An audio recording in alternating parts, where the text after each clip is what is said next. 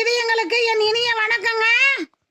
இன்னைக்கு நாம மரவள்ளி கிழங்கு தோசை எப்படி செய்யறதுன்னு பார்க்கலாம்.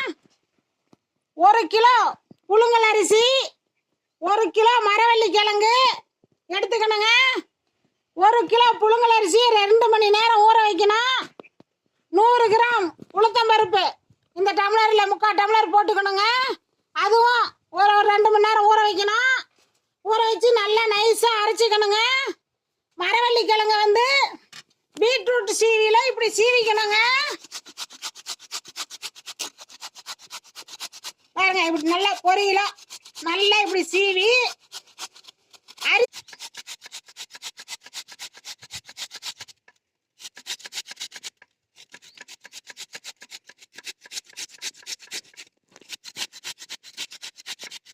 பாருங்க, இப்படி நைஸா சீவி அந்த அரிசி மரவள்ளி கிழங்கும் நைஸா அரைச்சிக்கணுங்க.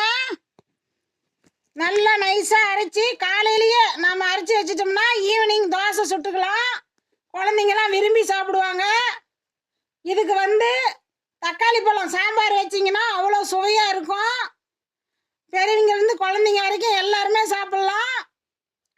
இதில் வந்து சுகர் பேஷண்ட் வந்து சர்க்கரை இருக்கிறவங்க அதிகம் எடுத்துக்க வேண்டாம்.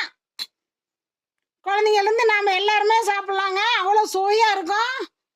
அந்த காலத்துலலாம் இதுதான் செஞ்சாங்க. தோசை அவ்வளோ சுவையாக இருக்குங்க. நீங்கள் செஞ்சு பாருங்க. குழந்தைங்க இன்னும் 2 தோசை வேணுமான்னு கேட்டு சாப்பிடுவாங்க. அவ்வளோ சுவையாக இருக்கும். தக்காளி சாம்பார் அவ்வளோ சுவையாக இருக்குங்க. நீங்கள் செஞ்சு சாப்பிடுங்க. உளுத்தம் பருப்பா அந்த அரிசியோட நைஸாக அரைச்சிக்கணுங்க. ஏன்னா உளுத்தம் பருப்பு சேர்த்துறதுனால சத்துக்கள் அதிகமாக இருக்குது. தோசை நல்லா மிருதுவாக இருக்குங்க. சூப்பராக இருக்கும் தோசை. மரவள்ளி கிழங்கு கிராமத்திலும் சரி சிட்டிலையும் சரி எளிதாக கிடைக்குங்க. நீங்கள் செஞ்சு சாப்பிடுங்க. மேலும் விவரங்களுக்கு ஈஸ்வரியின் 4 மூலிகை சேனலை ஃபாலோ பண்ணுங்க. நாங்கள் இன்னும் நிறைய வீடியோஸ் போடுவோம்.